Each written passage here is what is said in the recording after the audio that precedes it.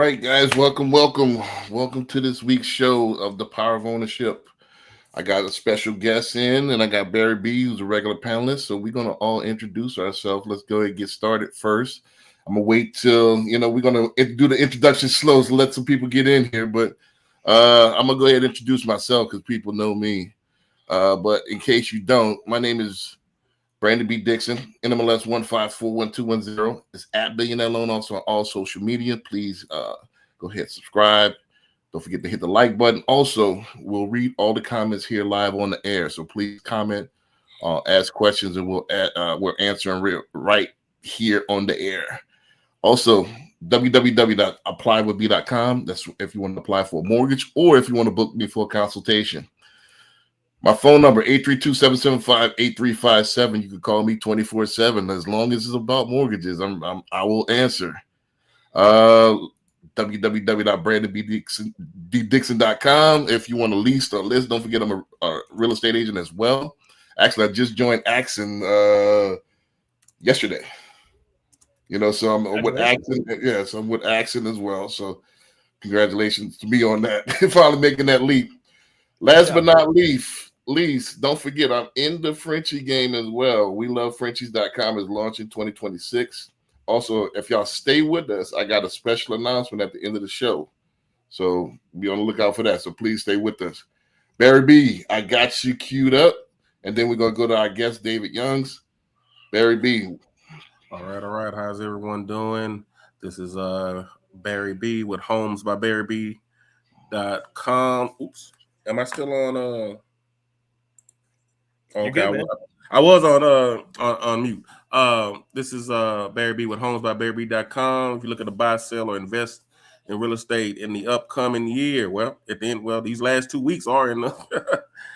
In 2026. You can give me a call. You can give me a text. You can Google me, pound Homes by Barry B. I'm on all platforms. If you do that pound Homes by Barry B, you'll get a hold of me, 832-786-1270. Call, text, message me on social media. I'm all over there. Gotcha. And we got a guest that I'm hoping we'll see how it works out. I'm hoping to become a regular panelist. My man David Youngs. I'll let him introduce himself and after you introduce yourself, Dave, I want give us a quick 60-second bio of you. Let us get to know you. Let my audience get to know you. Sure. Sounds good. Yeah. Okay.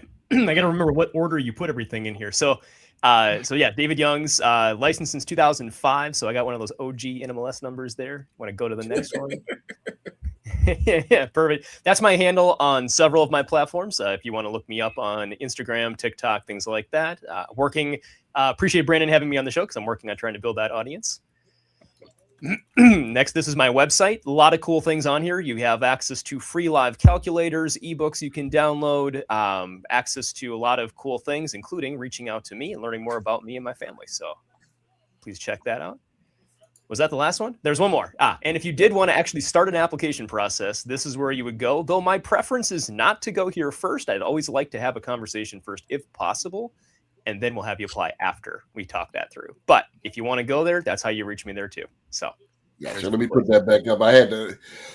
They had an automatic timer on there for 10 seconds. So I had to put that off. So I love it. I love it. With DavidYoungs.com if you want to get a hold of him. Now, David, let's get into a little bit of background here. Perfect. I did throw one other thing in the chat. If anybody wants to go there, it's if you go to it's a weird site. dot cards. I forgot to give this to you, Brandon. dot.cards/David Youngs. You can actually go download. You put it in the private chat. Let me put it in the public chat here. Thank you. You can actually go download all of my contact info and get to all of my social media links in one place. Kind of solves the technical glitch we were having there at the beginning, trying to link all these up at the beginning.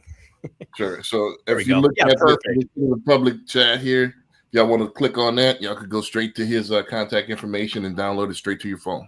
Perfect. Gotta love technology. How cool that is. So right. Yeah. So let's go ahead and get a little bit of backstory, and before we get started here.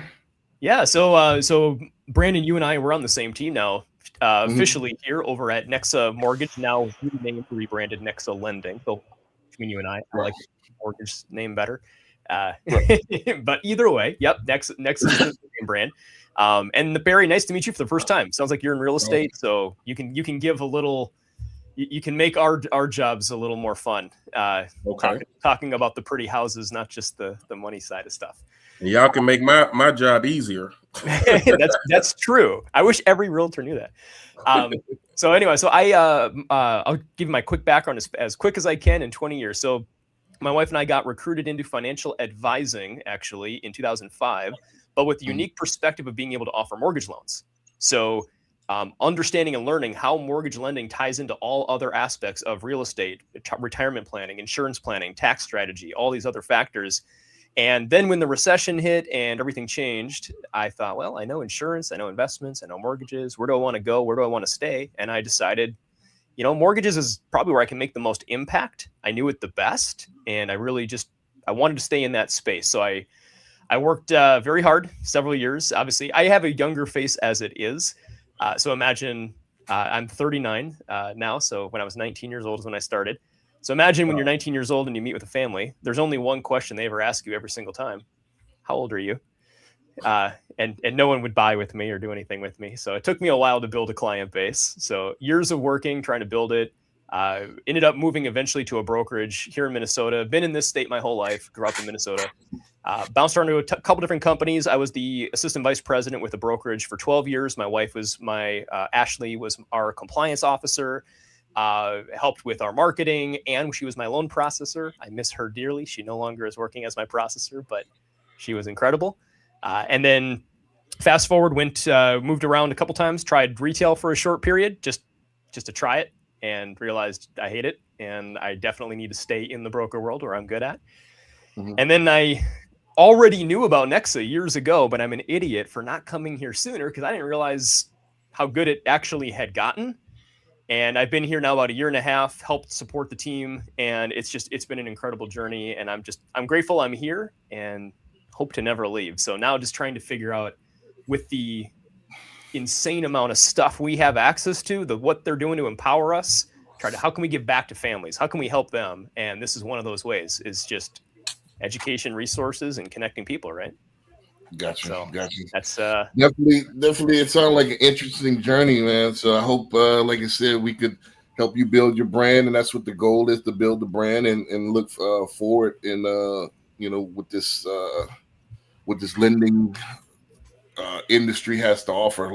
And I want to be one of the leaders of the new trends and be ahead of the actual curve instead of behind the trend. So. And I think that's what we're going to do here with the Power of Ownership podcast, and how we're going to take it, and we're going to try to take it to the next level in 2026. Let's go ahead and get to the first clip, because it's a good segue to what we were talking about as far as going forward in the industry. Let's go with the first clip, and from there we're going to react to it, and then I'm going to open it up, and then we'll go from there. So let's go with this first clip, and let's see what we got. Just repealed the policy requiring mandatory membership to join the multiple listing service. This is the biggest crack we've ever seen in the traditional real estate industry and its collapse. For years, the MLS was the golden gate and the NAR was the gatekeeper. If you wanted access, you paid, you joined, you complied. My friends, that era is officially dead. When NAR says you no longer need national membership to join the multiple listing service, really saying is we admit that we no longer control the real estate industry like we once did. The collapse is not coming. It is already here. And they're doing that in order to save themselves from any more antitrust violations and lawsuits. The traditional real estate industry was built based on gatekeeping. Join the board, pay the fees, play by the rules, earn your stripes into the club. But the entire structure is crumbling, because the power has shifted, not to brokers, not to boards, but to attention. 2025, the MLS is not your value. NAR is not your value. Your brokerage is not your value. Your brand is your value. Because let's be really honest, your clients do not choose you based on your memberships. They don't choose you based on your designations. They choose you based on your voice, your authority, your expertise, and your presence. The MLS is now a tool, not leverage. This shifts power back to the local levels and letting them decide based on the agents in that area what they will require to join the multiple listing service. This shift exposes the truth. The agents that survive the collapse of the traditional era will be agents that build brands, create content, and build communities that buyers, sellers, and agents can trust. This is what's called agent infopreneurship. Your expertise is worth more as content than it is as labor. So you take what you know and you turn it into content. By doing it correctly, you attract attention, you build influence, you create products, and ultimately you drive recurring, renewable, and residual revenue to your business. And you can build a business that the MLS could never give you. NAR's power is fading. Brokerages are losing leverage. The old model is collapsing in real time. Only thing left standing will be agents with influence. Agent, the guy, the gal with a personal brand. The agent that becomes the platform and partners with other platforms, not rely on them. Make sure to follow me for more value. It's a good video. Yeah. Interesting take. That's Right. well, we saw it was going down once they got that judgment a couple of years ago. It was headed for the decline. I mean, I've been receiving emails about MLS's systems that you can join. Now, the one thing he talks about, as an agent, you don't have to be in NAR, HAR, and TAR. But if you're at a brokerage, and that brokerage it might require you to be in it. And so it's not a NAR requirement. It's going to be your brokerage requiring it. So if your brokerage, whoever it is, Remax or ABC Realty or John Jay, they'll tell you, hey, you need to be a member of NAR or HAR. Now you can be your own broker, and then you don't have to do that. But I haven't seen the actual system and how it looks, but like you said, that's a tool because you don't have to be in it. But if I can't get access to these 10,000 homes that's on the market, how much power do I really have? Right. Yeah, I like I actually like the fact, honestly, that they're going to open this up to more people. So because the sad reality is right now, if anybody wants to buy a house, we all know what they do. They go on a Google search and they start pulling up whatever house they think they're finding on whatever site. And they may not realize that these are not even live houses. This isn't real data. This doesn't even exist. So, a lot of people are basing their entire financial strategy, their planning and everything around properties that may not even exist because they didn't even know that those aren't live deals. Willow. So, yeah, I like actually that they're giving access to more people. But on the other side of this, I will say that when there's no advocacy for the industry going on and there's not a lot of support for regulation and the barrier of entry being held to a certain level and standard, it does open the door to a lot of challenges. We saw this in the mortgage and real estate industry leading up to the recession in 2008, where when I got licensed, it was watch a video and pay $20. That was it. That was a mortgage license. So that's why everybody and their brother and their mom and their sister and their aunt and their uncle, everybody got into mortgage and real estate because it was so easy. And that's part of what caused the challenge is lack of education, no barrier of entry, no regulation. So I think there's a balance here of there's some restrictions and regulation that should be there, but I do like giving access to the MLS to more people personally. If I'm reading between the lines on that video of what he was explaining. Well, you most definitely need that regulation because you're going to have a lot of, they're starting right now, a lot of the scammers and all stuff like that. If you don't have that regulation, you're definitely going to have to have something in there. Gotcha. I think I took the video a little bit different. I think what he was saying as far as it's going to let the consumer decide. I think he's saying showing your expertise with content and with the internet is going to let the actual consumer decide who they wants to do business with. So he said, I liked what he said. He coined a phrase. He said, like an entrepreneur or something like that. Entertainer. It was like entertainer /preneur. He was saying. But I like what he's saying as far as that. I think that's where it's going. David and I talked offline about this. Is that I think the future is going to be the influencers, the people with the most motion, most eyeballs, and the biggest brand are going to win.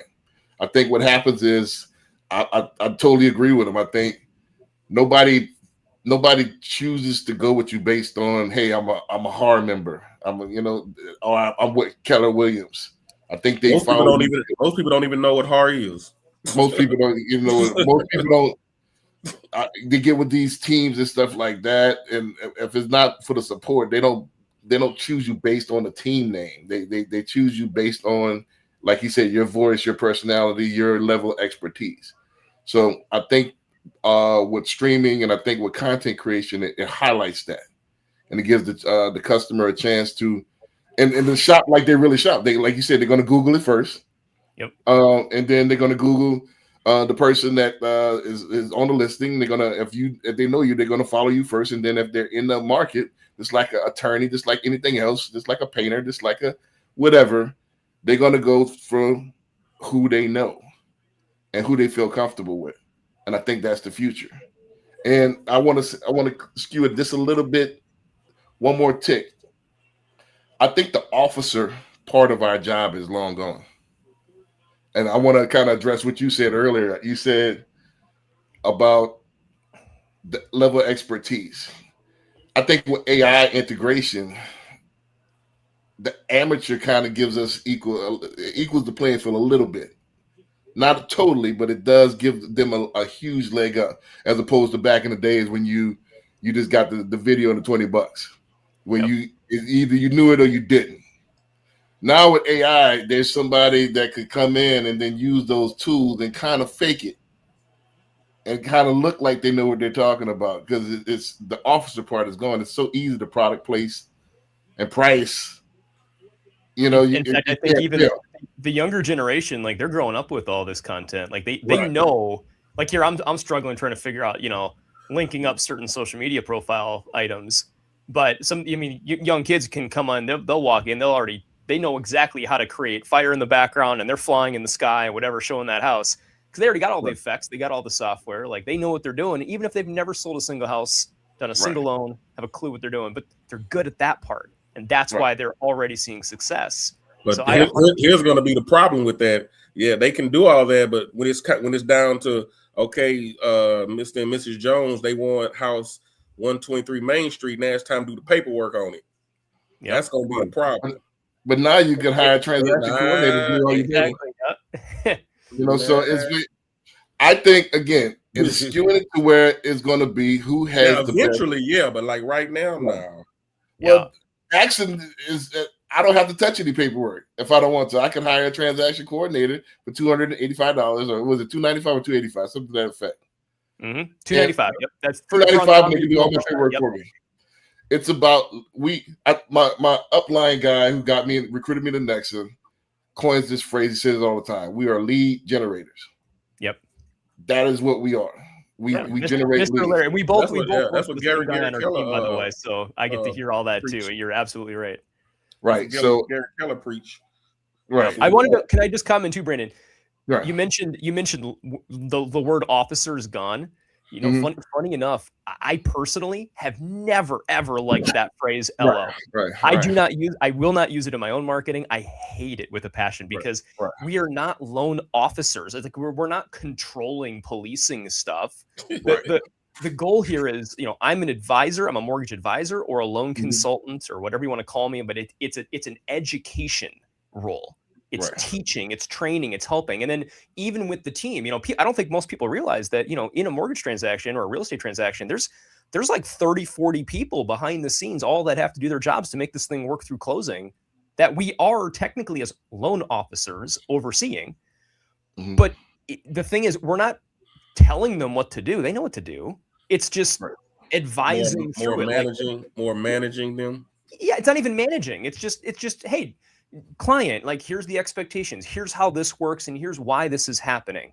Just so they don't have that emotional pain, of like, well, what's going on? Like, well, I found this house on Zillow, and I'm so sad because it's not there anymore. And it's like, well, but we educate families on how this works. And it's like, hey, did you know that you actually need MLS access to see this? That you want to get with a live licensed realtor that can get you access to this stuff, or now wherever apparently you're going to get access to it. So, but I'm just saying, I hate the word loan officer, drives me nuts. So I think that part of our job is gone. I think it is. There's no due with the technology has eroded that title. Yes. You know, the technology's there where there's no officer anymore. What we need to do is get the clients in, and if we could put them in the system, like you said, the system, everybody knows what to do. And everybody, and it's actually computers, AI, should I say, are eroding a lot of jobs as well. So a lot of the stuff, I'm surprised they don't have AI underwriters. You know, well, they sort of have automated underwriting. It's automated underwriting, but I'm talking about for final. There's still humans that give the final check. I'm surprised that they had integrated that. Crazy thing is, there are some lender partners that we have that many people may not realize that we can, like, with the technology, the way it's evolving, there's some lenders out there, you can upload documentation and it'll read it for you. It'll calculate everything for you and figure it out without you even looking at it. And it's not even that far away before I think this starts to become industry standard practice. Like, give it just a few more months. It's going to be kind of like, you better keep up or you're going to be out of business as a lender if you don't have this technology being offered to assist with this process flow. So you see my point. So somebody coming in I can almost have the same experience, not experience, the same know-how as somebody who's been in 20 years because of the level of technology. Yep. So it kind of levels the playing field a little bit. So again, what's going to differentiate the big dogs from the small pups is going to be the amount of clientele, the amount of eyeballs you have. How many people can I bring into the system? It's not going to be the system itself anymore because, like you just said, everybody's going to be standard practice to do this. So I can't say, well, I can get you done in this. Everybody's going to be able to get you done in this. How many eyeballs am I going to have on me that I could capture as many fish and bring them down my funnel? And I think that doing that is by building brands, and I think social media is the way to do that. One other thing I'll add to that, I think, is connections to the right people, because like the longer you're in it, the more people like ourselves, right? Like you get to know each other. You have better people, more people that you can build around you to get these families to the right places. And I think simultaneously too, even if there's AI integration technology there, part of what this helps with is the stress point. A lot of these families, they'll go through the process. Maybe that lender has great technology, great systems, great process flow, all of that, and the person's really experienced. But if they don't understand how to explain or educate families on how this whole thing works very well, there's going to be a lot of stress for that family all the way through, trying to understand what's going on because the person doing it doesn't fully understand it. So the explanations or the education has that gap.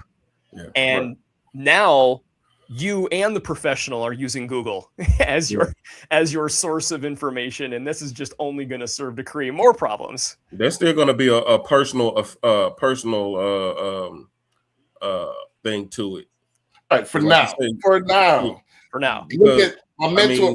My mentor. I've had clients that text me and ask me questions, and this, and you can tell it in their voice that something's.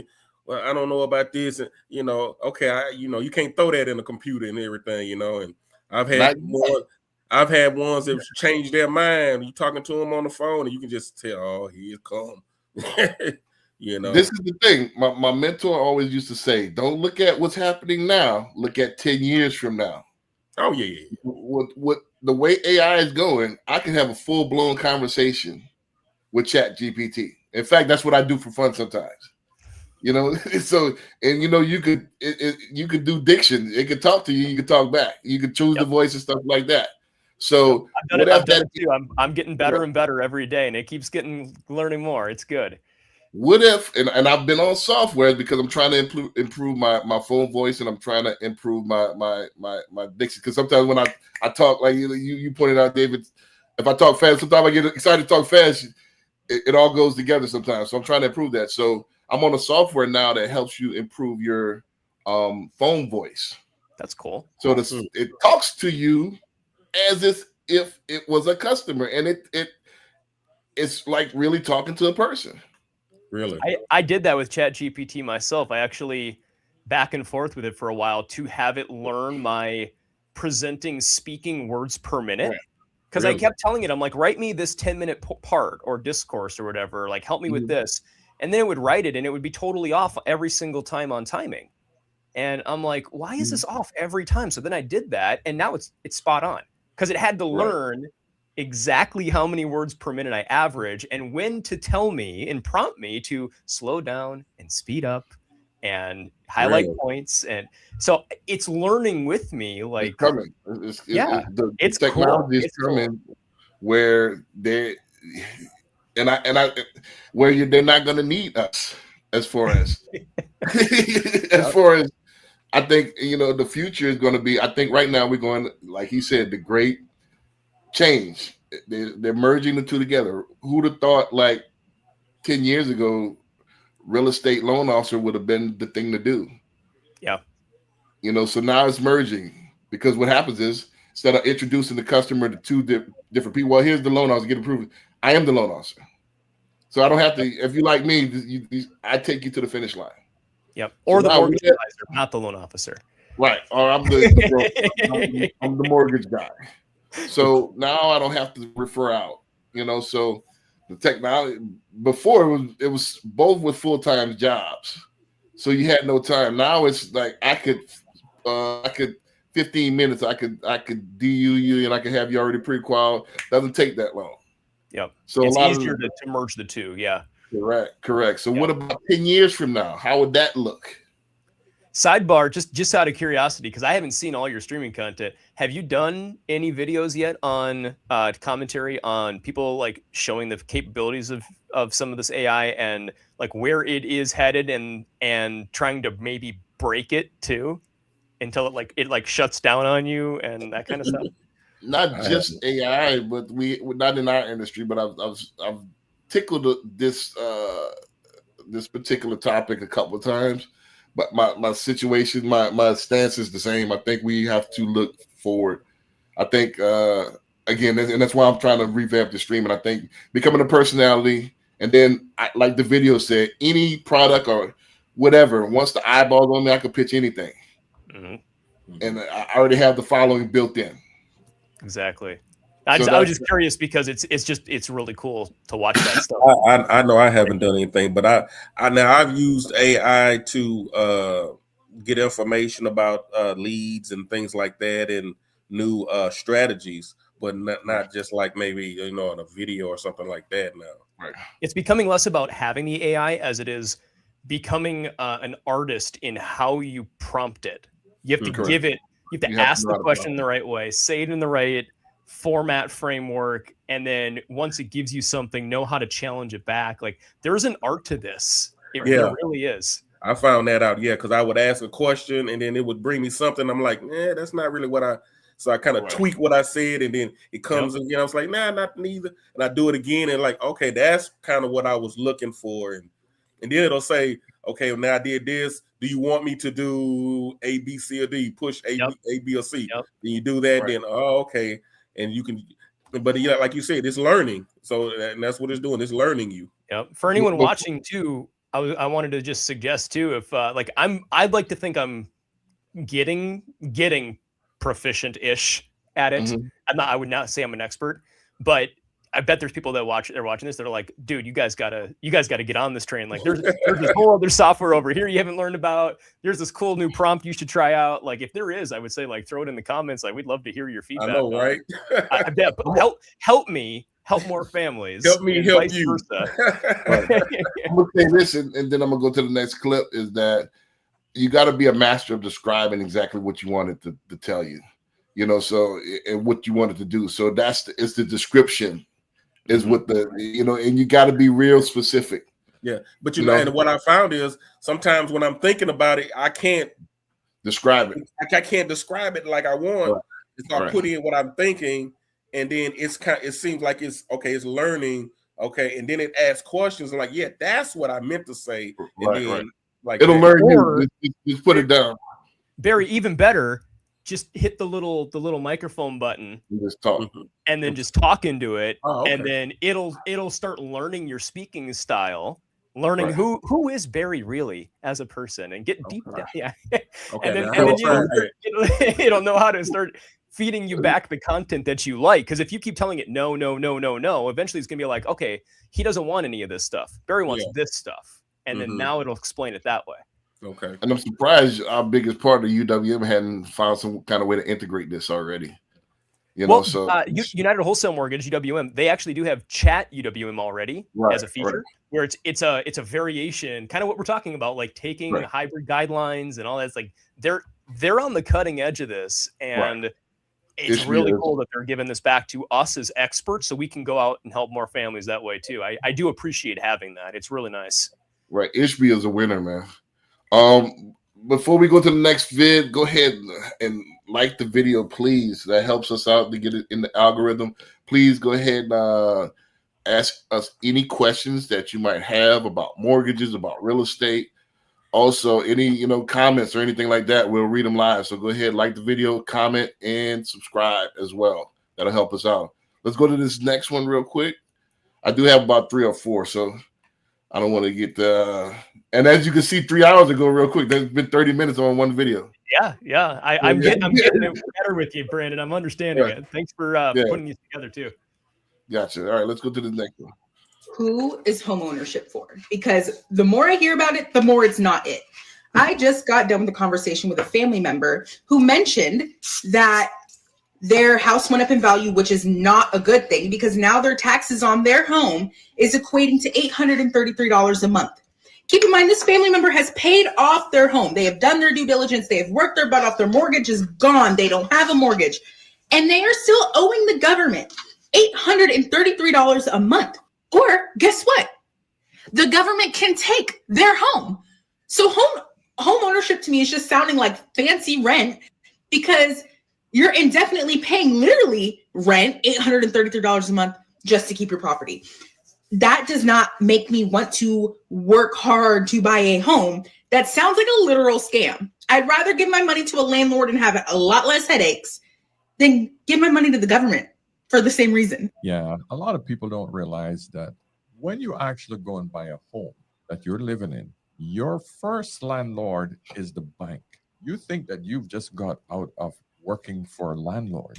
No, your first landlord is the bank, and your second landlord is the government, and the government never goes away. First landlord, you might get rid of him in anywhere between 15 and 30 years. That's the bank. Second landlord never, ever, ever goes away. And as the property value goes up, you got to be, like she said, you got to pay those fees, man. Serious question. Who is homeownership? All right, so I'll open it up to the panel. Do y'all want me to go first on that one? You went last. You should go first, man. All right, so on that particular one, I think it's a pessimistic point of view. I think you're looking at it wrong. You have to look at it through this lens. The difference between home ownership and as opposed to renting is the leverage of the equity. That's the difference. When you renting, that you have zero equity in that property. Now you do have certain freedoms, but is it really freedoms? Because you still have restrictions. You can't do everything that you want to do if you're renting a property. And the application process is just as tedious as it is to own a home. So that it's not as easy as you think. Secondly, if I spend, and I talked to my daughter about this yesterday or the day before, if you add it up, she's renting a 1-bedroom for $1,800 apartment. Say, let's add this up, for the next 2-3 years. It's 50, 60K, right? That money is gone. As opposed to if you purchase a house, that's at least going to be equity, that you could possibly carry over to another house. And it's going to keep increasing in value, as opposed to when you're renting, all you're doing is making that landlord rich. Now, is it a down or negative aspect that, hey, in this particular country, the property taxes are in perpetuity? Yes, that's partially true. However, once you get to a certain age, they're reduced. You know, so once you get to 65, they're reduced on your homestead. And like I said, there's ways to reduce your taxes as well, but it is in perpetuity, yes. But as opposed to renting, where you have no skin in the game whatsoever, you know. So if I have a house paid off, $250,000 house, that's $250,000 of something that's valuable. You know, so that's my lens on it. So you got to look at the equity and the money aspect of it, as opposed to the small lens. Hey, I got to pay. Yes, you got to pay, but however, I have something that's appreciating in value. Right. I'll go ahead and yield the floor. Very you go. No, I was gonna say I agree. You know, that is a downside. You'll be paying forever. I mean, and like you say, in perpetuity. But you got the equity. So if you need, you know, kids going to college, or you want to start a business or something like that, you can go into that equity out of your home and use that money. You wouldn't be able to do that if you were renting an apartment or renting a house for 15 years. You know, that. You know, also taxes as well. The depreciation on the taxes as well. People don't realize. I mean, even you know, you still gotta ask that owner if you want to paint your wall or anything, like you know. So lack of control. I get, you know, but I think with everything, it's good. It's you got your plus and your minus, and so you need to decide if that plus is worth the minus. Right. Know? I think too. Just my take on it. If in some markets, like there are other videos out there that are circulating. I've seen now where they're like, no, renting is better. Let's walk through the math. There are a very select few markets and circumstances where renting does actually make sense. It is possible, but in 90, I don't want to even throw out a stat on that one. In most cases, it's not going to make sense. Like I just for fun, I asked an AI about rent increases, and it says right here, just in general, over the last 10 years, rent has increased roughly 5.4% over the last 10-year period, 2015 to 2025, in the CPI data for rent, Consumer Price Index of tracking rental. So 5.4% every year, your rent's going to go up, like no matter what. And like you said already, Brandon, like and Barry, like you're not going to get anything from it. But there's 3 things you do get with homeowners, or 4 things actually with homeownership. One, you get control, to your point, Barry. Like you can paint the walls, you can do that stuff. So you get that. You can make it your own. It's yours as long as you want it. You get asset increasing over time of, on average, 3 to 5% per year. So rent's going up, but the value of your property is going up too. So they're kind of doing a sideways move here. So that's going up too. In addition, third point, you have the interest, tax, possibly insurance, other maintenance, deductions on your taxes as well. And the fourth point is you're building principal buy down equity, the principal buy down of your home. Part of your payments going towards money you're paying off. Eventually, if you pay it long enough, you will no longer owe that money any interest period to the lender. You actually have the ability to own this home free and clear. You own it. It's yours. So one day you can have that payment be 0 for the mortgage principal and interest payment. You don't know it anymore. So the fact that you have all those other benefits, and I mean, I don't know how many families, like myself included, how many families that you buy a house, and then if you do it the right way, with the right advisor, the right strategy, the right structure, taxes and timing, you do this right, like you can walk away with tens of thousands of dollars, sometimes hundreds of thousands of dollars out of that property, and use that to further perpetuate other investment strategies, which is why almost every billionaire in the industry, most of their money is actually because of real estate, not whatever profession they actually are in. It's because of real estate. So like, I understand the thought process behind, like, yeah, there's negatives to it. Yeah. It's right. Pick your poison, right? They're both poison, but it's like, well, this one will kill you a lot slower, and you might have a shot of living with this one you don't. So I don't know. That's my take. Nothing here is perfect. Yeah. You know, and nothing's free. Nothing's free. So yes, there are there are a couple of setbacks. However, the juice has to be worth the squeeze. Mm-hmm. What advantage is there by throwing money away? I get the Grant Cardone as far, but what Grant Cardone is That's what I was just getting ready to say. Yeah, Grant Cardone not telling you is that the company probably owns the actual house and he's renting it from the company, so he's getting double tax implications. So that's what he's probably talking about. He's not talking about the average Joe that owns one house and that's their primary residence, or he's not talking about this ultra luxury home that might be cheap. I think he is. I think he is talking about the average person when he talks He's about. talking about the average person that should rent. I don't know about it. I think he's talking about people in this category. That can make sense if you got a $14 million home and you don't plan on staying there for more than a year. Yeah, it might make sense to rent, and then you use it as a tax write-off. You shoot some content and hey, this is a marketing thing, as opposed to just the living quarters, and then you can write that off or put your home office and stuff like that. Use it as a tax write-off. Right. I can do that, but the average Joe that's the 9-to-5er or W-2, it makes total sense to own as opposed to rent.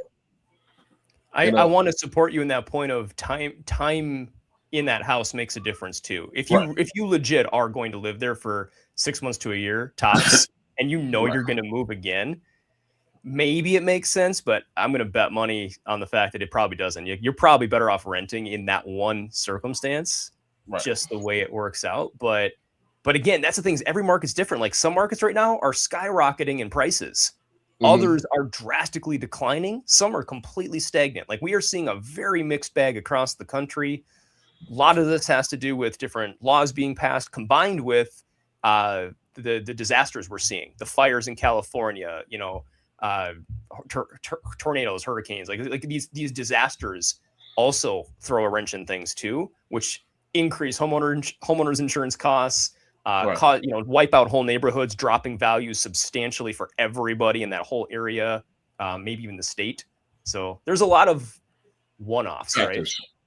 Well, the gist of everything that we're saying is that get with a professional, one of us, shameless plug, that could walk you through the process and help you make the best decisions.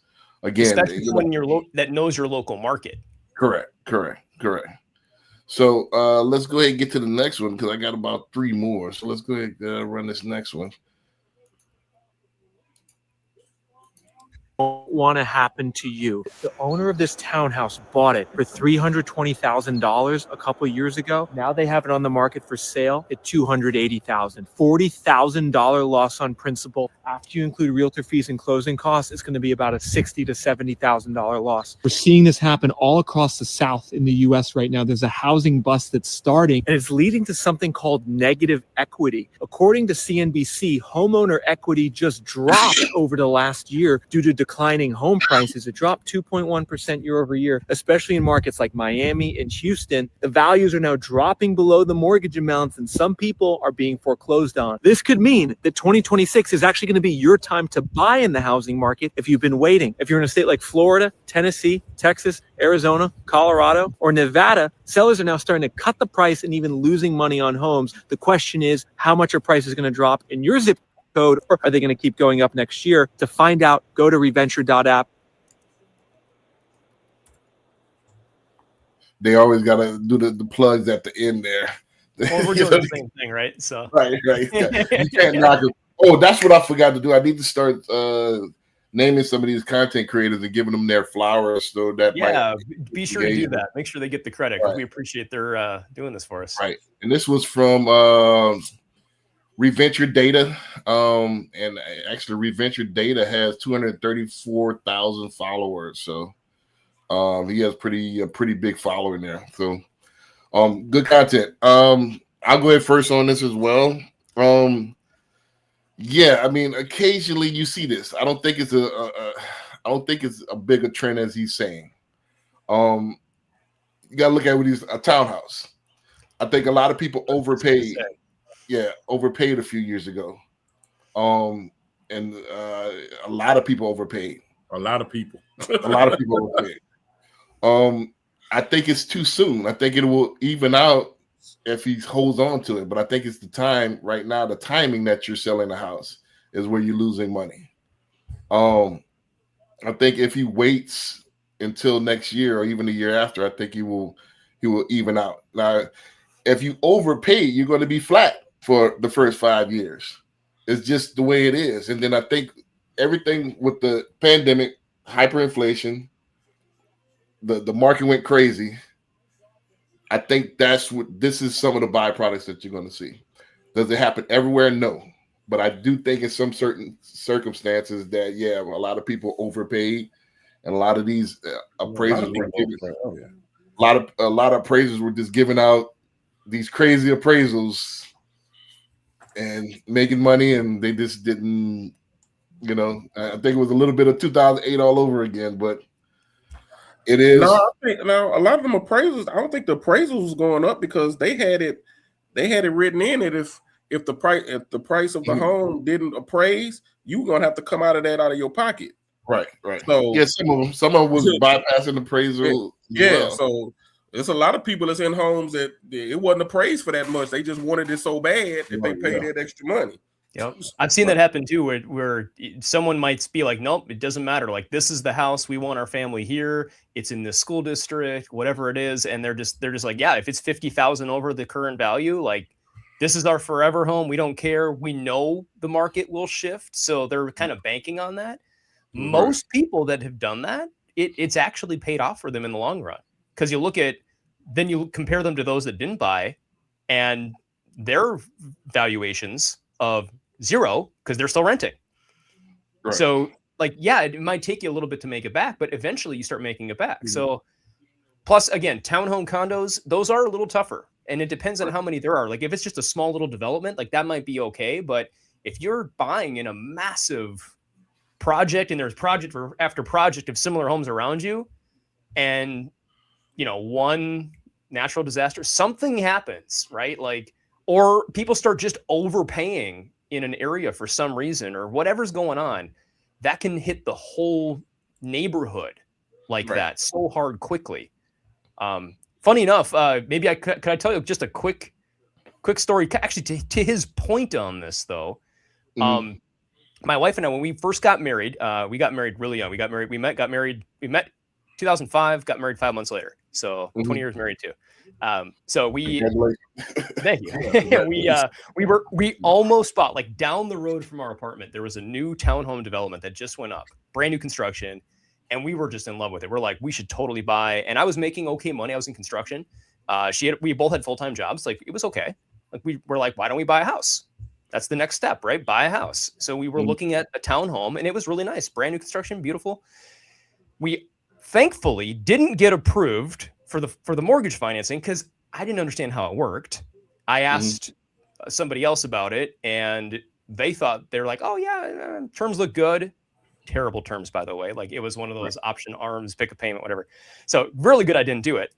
But when we were looking at it a few years later, we drove through like 3-4 years later after that. So this is like 07, 08.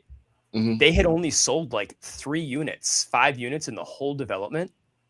And because they never even sold, now they were going for like less than what it was years before. Right. And it would have been a horrible, like, we would have been stuck. Horrible decision for us. We never would have gotten out of that thing. Or it might have been, a decade later before we got out. So in that instance, it was actually really bad had we bought in that development. So I get what this guy's saying in this video of sometimes it doesn't make sense in certain neighborhoods. Right. But a lot of times, more often than not, it still makes sense if you run the math. You got to look at the projections and the history.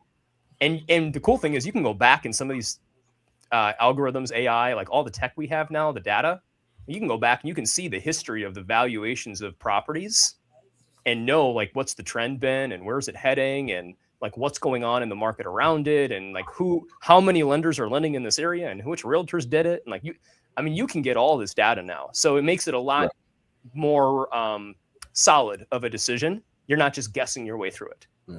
And he was saying in the South, and he specifically said Houston, but Houston hasn't been. Houston's been, I mean, Evan just dropped. I mean, it's pretty much been stable or just it hasn't. So I don't know what he's talking about. Because did he said what 320? He said Texas, but he said that in Houston is one of those markets that's going to be booming. Actually, Houston always. Okay, I thought he said that it was one of the ones that's the value is going down. He said Texas when the value is going down. That could be anywhere in Texas. That could be El Paso. Yeah, So I was gonna say I know. Austin is booming. Right. Yeah. That's a the big major cities are booming. Yeah. Right. But I want to add this to it as well. I think people get too emotionally attached. Unfortunately, most people don't go by the data. They go by the gut. And a lot of times the gut, especially not knowing, can lead you astray. Mm-hmm. So I think you need to get somebody that is data driven that could kind of counter your feelings. And especially with these new bills, we talk about this all the time. A lot of people fall in love with these new bills, and you're overpaying just because it's new. This is a new house. You're overpaying for the house. Oh, they give me $25,000 worth of incentives. Still not worth it. The materials that they're using, the plan, the neighborhood is not. You're going to be flat for years, So, but a lot of people get emotional and they want these new houses, and it's huge. I don't know how it is in Minnesota, but in Texas is a huge thing because Houston is expanding so much. Yep. So there's a new subdivision that pops up like. It's more stable. It's more stable in Minnesota for sure. We're opposite ends of the top and bottom of the country here, but more stable here. But I mean, still a lot of construction happening. Even through the winter, construction still happens. We don't slow down because of some snow and some cold. Right. But yeah, it's. I was one of those people, right? You get emotionally attached to this new construction pretty house, and you're like, yeah, let's do this upgrade and this thing. But what most people don't realize is there's about a 20% markup at least on a lot of these properties, at least. And then all the stuff that goes in, like that they're doing for incentives that make it sound really nice. They're not actually giving you money; they're just working it in a different way. Right. And it's a legal way that they can do it. Because honestly, funny enough, coming back to that NAR thing, when the housing recession hit, it's illegal for you and I, Brandon, to say if you don't use Barry, we're not going to work with you. Mm-hmm. And Barry, you can't legally say if you don't, or we're not going to give you this discount. Like I'm going to give you a discount, but only if you use Brandon. And Brandon, you can't say to Barry, I'm not going to use you, Barry, as a realtor unless you give me a discount. And title companies can't do it, and insurance companies can't do it. But guess who can? Builders. Builders still never had to go. They escaped that 08 thing all alone, independent, because they had better representation. So they got out of it, and they can still do it. But it's hidden in the weeds there. So again, new construction versus townhomes, condos, location of the market. There's so many things that go into this. Right. And most people, like I said, they don't. Sadly, it's a sad fact, but most choose people not off the strength of their resume, but they off the strength of how they look. Or she went to school with me, so let's go with her. And they might not know anything. They might be part-timers. They might, So again, when you're making one of the most powerful decisions, the biggest financial decision probably in your life, you might want to put the feelings to the side and make an educated educated decision, as opposed to. Well, that's why you go and get somebody, because they are emotional. Right. But most people are. We want it to be like that. But most people, because if you think about it, technically they don't need a realtor to go get a house. So you do. If you don't know what you're doing, it could come back to bite you. Yeah, I had a guy yesterday. He was he was acquiring by the property.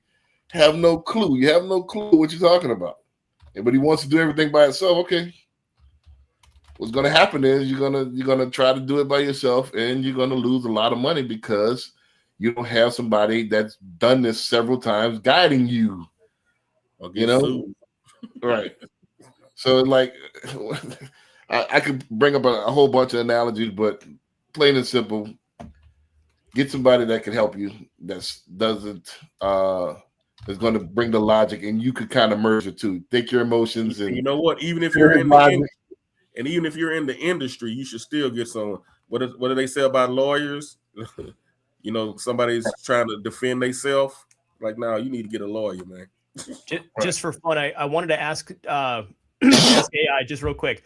Where does moving rank in the top most stressful life events?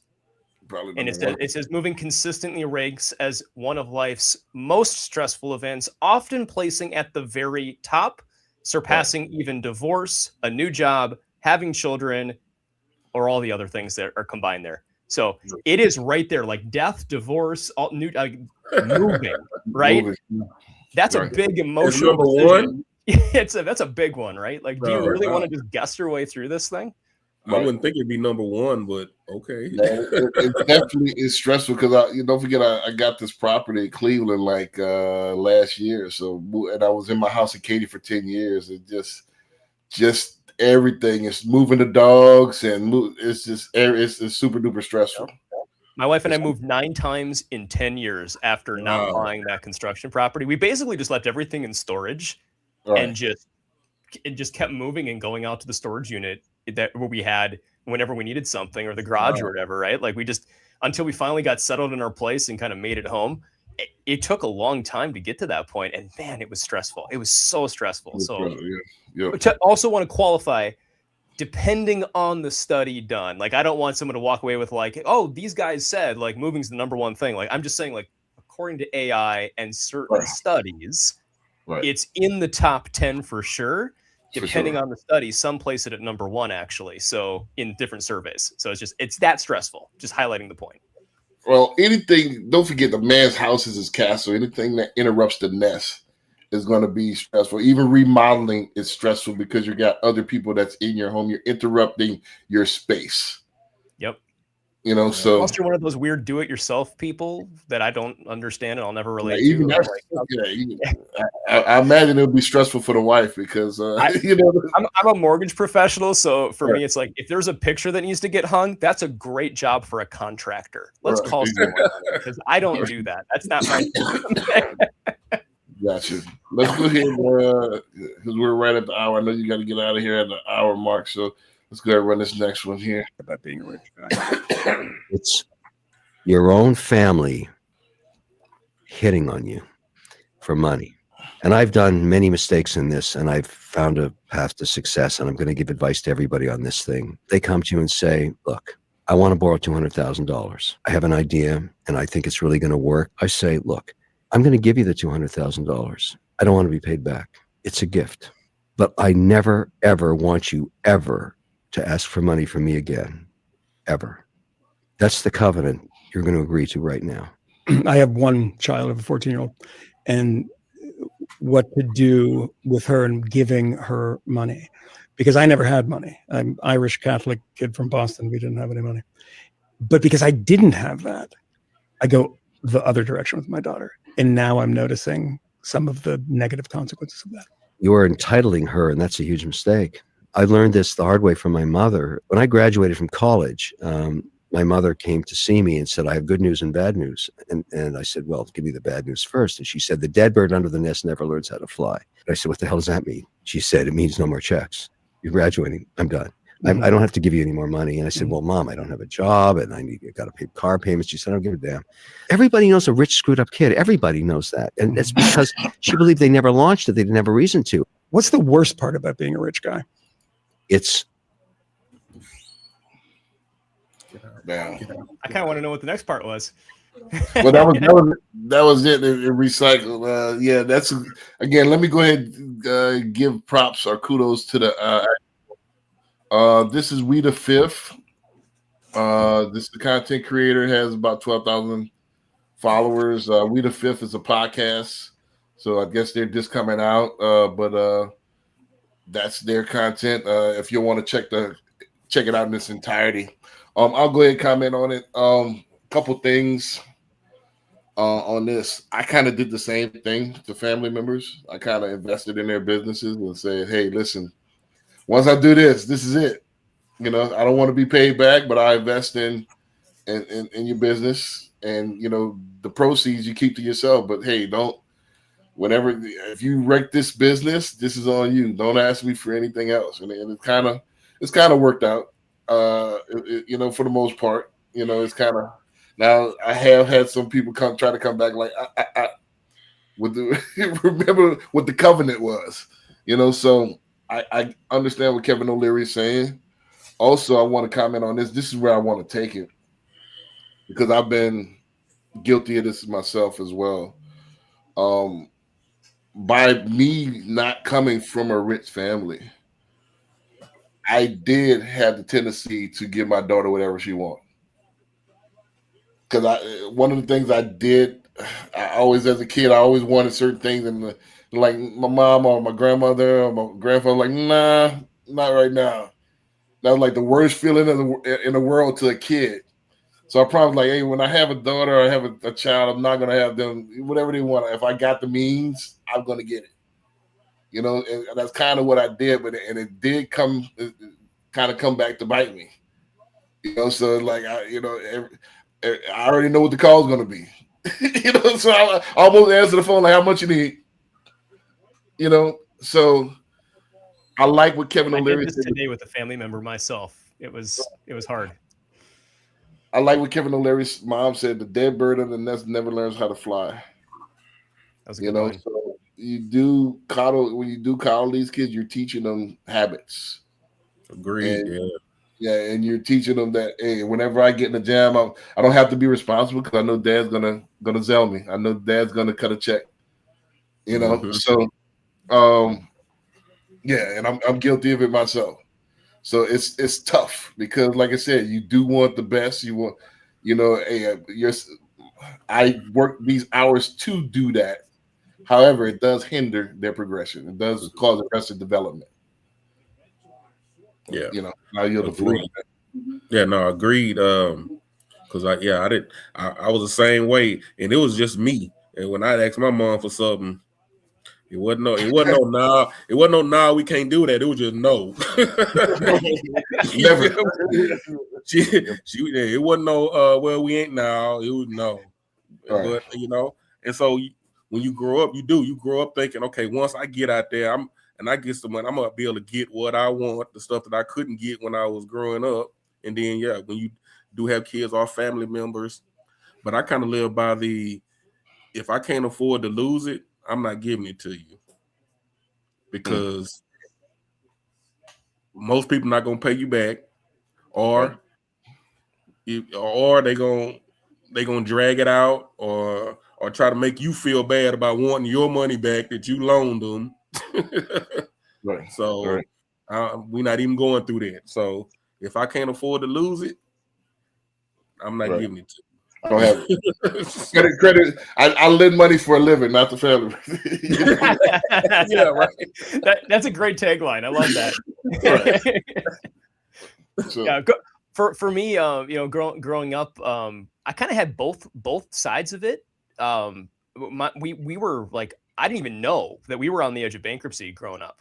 Like, I didn't even know that. Like, I'm the oldest of 5 boys, and it's funny. Like, great stories. Like, I remember going to the grocery store when I was like 8 or 9 years old, with my dad, and I was with my like 2 or 3 of my younger brothers all together. Like, he, for whatever reason, he was doing the grocery shopping. I never remember going to the grocery store with him because mom did the grocery shopping.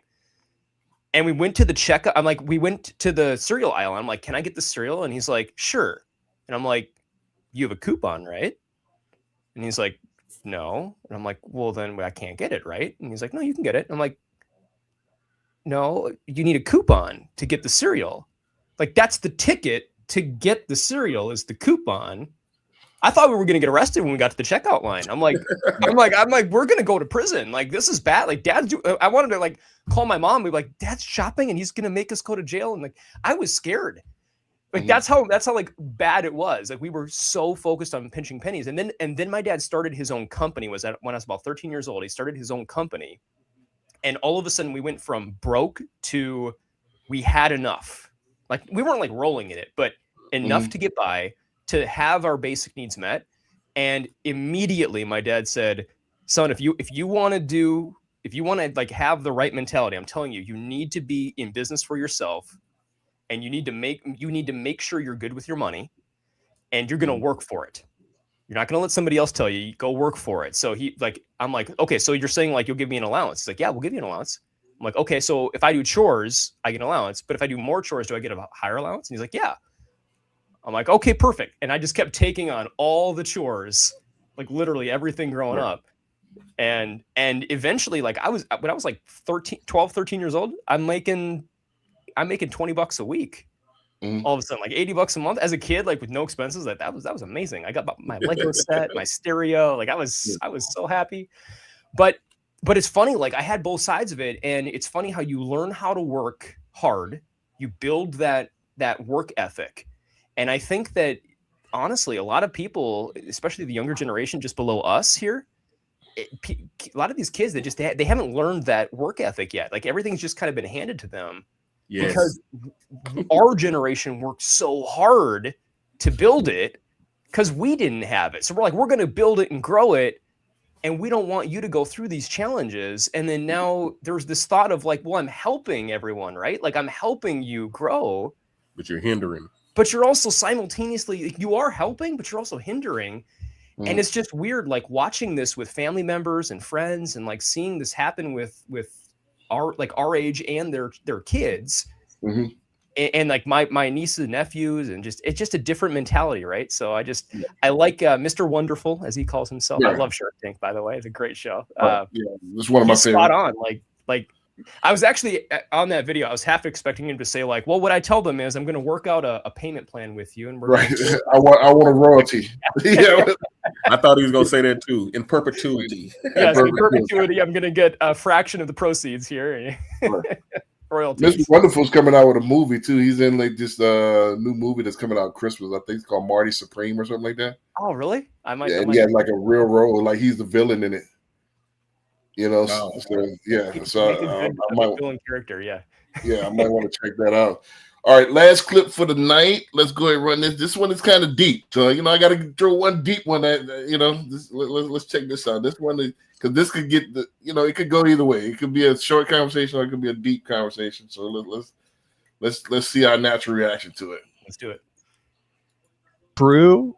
This is super alarming. Over 11,000 English nouns dropped in usage by more than 80%. Between October 2023 and February 2024, the theory is whatever powers that be and AI, they are purposely making words disappear. It's functional vocabulary. And so some of the examples that they gave were terms connected to boundary setting, identity, and memory recall. And once a word falls below 2% of network visibility, it triggers the vanishing word protocol. Reclassify it, downrank it, replace it, not delete it, just less shown, less spoken, until one day you reach for a word like integrity and it's no longer in your mouth or your feet or in your memory. That's terrifying. Yeah, but what I found interesting was in the book 1984 by George Orwell, explored the concept of eliminating words through the invention of newspeak, the official language of the totalitarian regime. Orwell's big idea was by eliminating words, you eliminate concepts. No words for freedom, then freedom itself becomes a foreign, even unthinkable idea. Oh my gosh, this is what I've been saying. The ability to be literate and articulate yourself opens the door for anything. You could do anything or be anyone. Yeah. Words are everything. Yeah. This is so scary. What makes this particularly interesting is I had a little conversation with ChatGPT and I got it to admit that this is actually part of its programming is to eliminate these words from our vocabulary. What words specifically? I mean, I had it tell me words like man, woman, father, mother, sin, and even Jesus. Why? Let me know what you think in the comments. If this is true, that's interesting. I want to point out, none of us, other than you, Brandon, we have not seen these videos prior to this call, so we're watching it along with everybody here for the first time too. Right. So I'll go ahead and react. Do I think they sensationalized it a little bit? Yes. However, is there something there? Possibly. If you ever seen the movie Idiocracy? In 2000, I think it was 7, where they started to communicate like emojis, and in text messaging. It's, You know, it's where so that's the movie where the guy he ends up like into the future, right, and right, in the future everyone has become so stupid. He right, is now, as an average, even below average intelligence person, the smartest right. man on the planet. Smartest man on the planet. Yes. So do I believe that something's there where words are being replaced and morphed and the usage falls below a certain thing, and what's happening, we're programmed to believe if you Google it and it's not there, it doesn't exist. So yes, I could see where they're going with that. And I do believe that words are concepts. Don't forget that they're not a conduit. So you have to, when you hear the word, you have to visualize it and you have to conceptualize it. So, and that forms thoughts and ideas. So if that's gone, that thought and idea in turn is gone. So yes, I could see where that. Now, specific words, I'm not sure about that. I'll stay away from that. But yes, I could believe it. And I wanted to say this, and this is why I put that in there, is because I think a lot of things that we are being taught, and I give you an example like cursive. When they're not taught cursive anymore in schools. Yeah, so a lot of, we had vocabulary words. We had written comp was a class that we had to take. It was mandatory. And we had to write it in cursive. So that's how I learned how to write. And this is a good segue to my announcement. If you stay with us, I see we had average of 3 to 7 people with us. If you stay with us, my big announcement is my book. My second book is coming out in January. It's called Message to the Businessman. Woo, so nice, yeah, so and it wasn't AI. It's actually written. Yeah, ChatGPT, write me a book. Right. So it's called Message to the Businessman. Again, I have it's one of those books that I've been having for a while, and I dusted it off, revamped it, and kind of put a little bit of spin on it. It's almost done. I think, and it's easy to me because of the school I had. We were taught how to write, and I think this new generation is not taught how to write; they're taught how to type. And it's more typing on social media posts and comments and things like that, and not in composition form. A lot of people don't know how to put paragraphs together and words together, have it flow. And I think that is a part of our brain that's going to lie dormant and eventually become, you're going to get atrophy. Mm-hmm. I might have to hit you up after this on how you're doing some of this stuff, because my wife she's written several books. One is totally done, so I want to pick your brain after. Don't let me forget. Right. Yeah, no worries. But yeah, I agree with that. Yeah, I think a lot of words that we're not using, learning how to express ourselves, is different. My generation, you want it to be different. Now everybody uses the same words, Riz, and everybody wants to be exactly the same. So it's setting us up for idiocracy. It's going back to that technology. Right. So I'll yield on that point. Before I saw somebody that asked this before. I mean, this is like maybe 7-8 years ago, said something about, and going back to how we don't even have newspapers anymore, and just things like that. And think about the technology. When we start doing text messages, you can only put so many characters in there, so you can't write some long paragraph. You gotta see it in the bam real quick, because you can't put all these messages on there unless you want to pay extra. Yeah, even unless you want to pay extra. Yeah. Then they made it uncool if you do write something very descriptive. It's like, man, you wrote a novel. I'm not reading all that. And they not gonna read it. Yeah. Right. So, and then you got all these with the emojis. Emojis, and then like IKU. I had to go to Google and say, what does this mean? Yeah, be careful with that, Barry, too. Like, what is this emoji? Be careful with some of those. Like,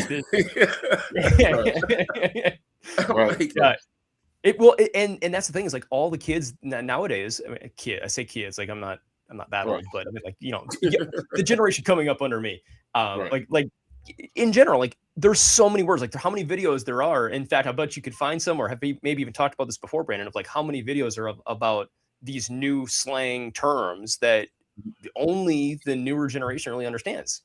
Right. They don't understand some of what we're saying, but we don't understand what they're saying. Like we're actually having a communication gap with the next generation, which is sad to me. Like why this is happening. But I agree completely with what he said, and I do believe it is intentional. I think this is very intentional. The more they can, not to knock us, but the more people are here watching this kind of a thing and they're not living lives and doing other things, it does change the thinking a little bit, you know, like people get stuck in a rut. They get stuck online and they're not out thinking, learning, reading, doing things that would really just enhance their minds, their memories, and just be a better help to society, right? For all of us.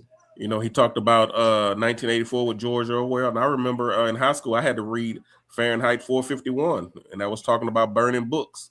That was a Fahrenheit that it was about burning books, and that was 40 years, well, 30-something years ago. I ain't gonna tell my age. 30-something years ago in high school, we were talking about burning books. I mean, so yeah. I'm pretty sure we're all the same age here, by the way, too, aren't we? Yeah, I mean, I get what they're saying as far as not using certain words and certain concepts disappearing. You know, I think that's gonna, and I want to add this one more anecdotal nugget.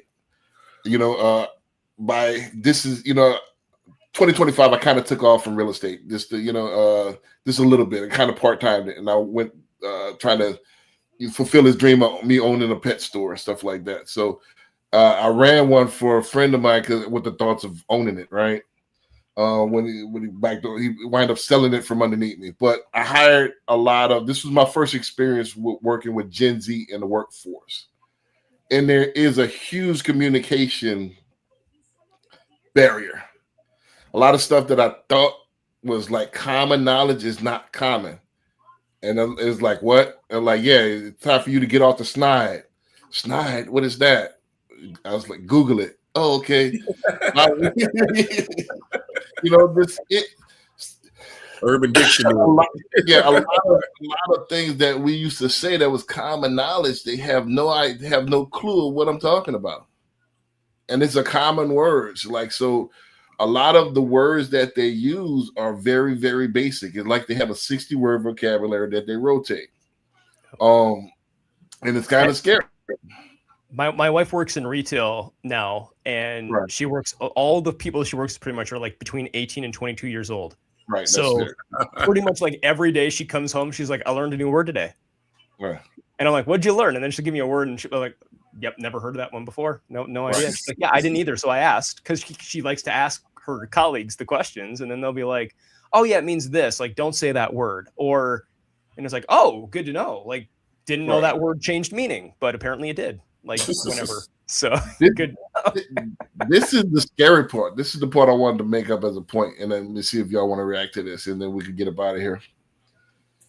When I was coming up, when I was talking to older folks, we had the desire to go ahead and learn what they learned. And let me go ahead and stretch myself. Okay, I don't know what that means. Let me find out. I want to be included in the conversation. Agreed. The new gen is not like that. They're like, all right, what do you mean? You're not making sense. That's lame. They want you to come down to them. It's like, nah, you might want to enhance your vocabulary and be more well-rounded and learn these concepts and learn these things. They don't want to do that. They want you to, if it's not on their level, it's lame. They don't want to grow. They don't want to grow. It's like, I don't know what you're talking about, man. You might want to find out. I was embarrassed to say I didn't know what you're talking about when I was their age. Like, all right, I will find out. Like, you know. So that's the difference. That's how I feel too. If you're talking about anything, then I'm like, I don't know what that is. Right. I'm like, Brandon, like offline, like I want to learn what that is. Share it with me. I want like I have an automatic reaction to wanting to learn more and do that. But it's you're exactly right. It's like, no. Talk to me less. Right. Bring it down. It's too much. Right. And it's weird. It's absolutely strange. But you know, that's the part that can set us up for idiocracy. When it becomes the social norm to like, hey, I don't want to learn. Why you talking on? And they said that in the movie. Now you talking like this again? You know what I'm saying? At the same time, almost anybody watching this probably is younger, the same age or younger than us, a lot of them. So in the comments, I would encourage, please tell us if you're watching this, what some of these words that we need to learn are and how we can improve in this and do better with this. Because honestly, the next generation coming up are the new home buyers, as an example. Like in our industry, like they're the new home buyers. We do have to adapt and learn the language and their focus and their goals and their way of approaching. We have to learn that, or else we're the dinosaurs dying out, right? Like so there is a balance here of, I do agree, like some of these kids need to get out of your comfort zone, go learn something for a second and have conversations. But we also need to find ways to keep simplifying it, making it clear, making it easier. And as you say that, I start thinking, when I was young, things that I would say, I know my mom and dad were like, what are you talking about? And I think it kind of goes like that over generations. Right. You know, when I was growing up in the 80s, my mom and dad, they grew up in they were born in the 40s. So they grew up, the 60s or whatever. So here I am in the 80s talking about something, and they like, what are you talking about? So I think it kind of goes like that. But like you said, Brandon, I still would go back to them and say, okay, and try to learn from them too. Right. That's the difference. That's the difference. It's like they don't, it's come down to my level and make it understandable for me, which I get. I get simplifying, but simplifying is dangerous as well. I think, and I want to blame, not to place blame, but I want to point to the internet, because everything's becoming compartmentalized, where I don't have to learn this. So there's, I'll make references like, such and such, such and such. What are you talking about? Well, I don't know. This is a pop culture reference. I never heard of that. You never heard of, you never heard of that. This is pop. But back then, when I grew up in the 90s, you didn't have, everybody had only one or two types of media, which is the newspaper or the TV. So everybody had common intelligence. I don't want to say intelligent, common things that they know. It's called pop culture. Now it's becoming compartmentalized. If I'm in the God, Pokemon, and this is what I'm into, and I don't know anything else. Hey, don't knock Pokemon. Those are amazing times. But what somebody told me years ago also is you need to be able to operate in different worlds. Right. You're gonna be around somebody that's you got to be able to be able to operate around the CEOs and be able to operate. If I'm in the hood, I got to be able to operate there. Or that's a good point, and that's my point, is that for my audience and the audience that we're trying to build, for those who want to be business owners or want to be entrepreneurs or want to be aspirational, that's the ticket. And you see how the landscape is shaping up, where everybody's becoming compartmentalized. I think the people that's going to win is the people that's going to be able to touch several different compartments and be able to relate and translate, and that way you could get more of an audience or a bigger market share, because you're able to touch these particular markets. So that's why I brought this point up. I was trying to think of a way to phrase this. Thinking simple is a bad thing. If you're considered to be simple-minded, if you're a simple person, that's an insult. That's a negative.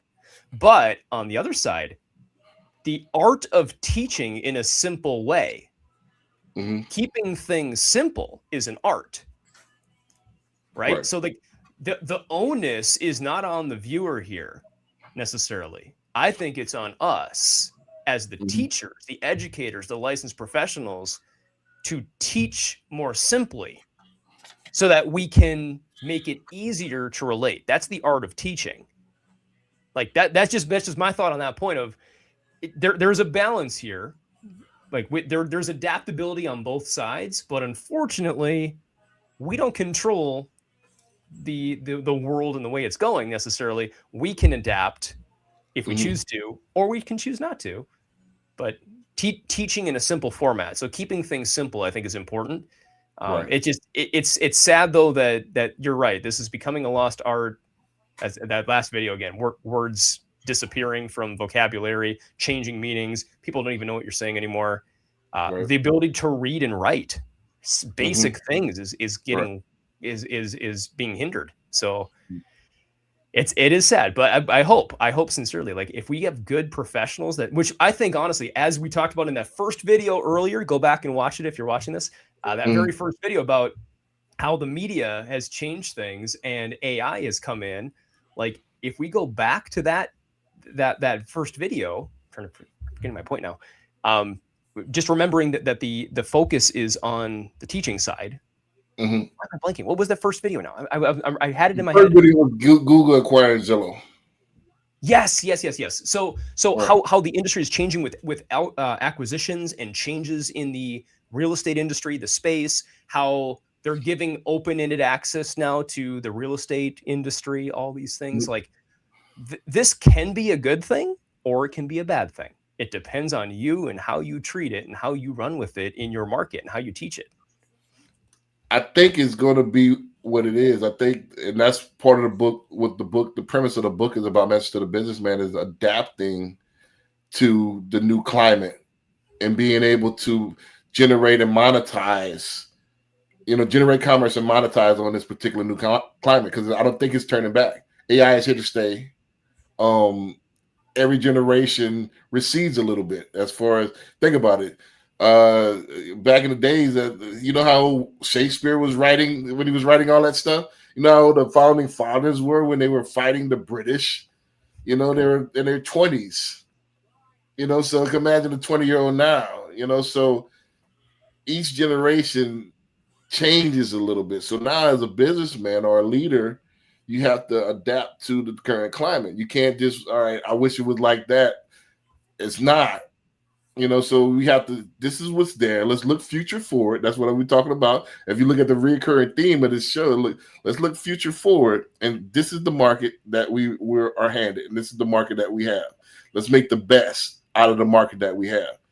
So we can wish all day, well, it used to be like this, but that doesn't equate to anything. So we have to. Ties back into buying a house. Should you buy a house or not? Honestly, half the time pick your poison. Doesn't matter. Like whatever you think it fits your situation best. Right. Like it's personal. It's not even about what we all think. It's about what do you think? What do you want to do? Like we're here to coach and help, but make your decision, right? Like you got to do what's right for you and your family. It's definitely a very personal thing, and it's very hyper local to your area and your circumstances.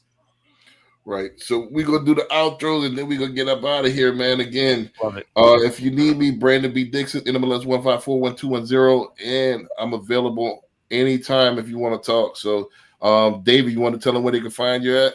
I am not available anytime. Please don't call me at like 3 a.m. I love that you're like, yeah, 24 hours a day, call me. And I'm like, nope, at 3 a.m. I'm sleeping.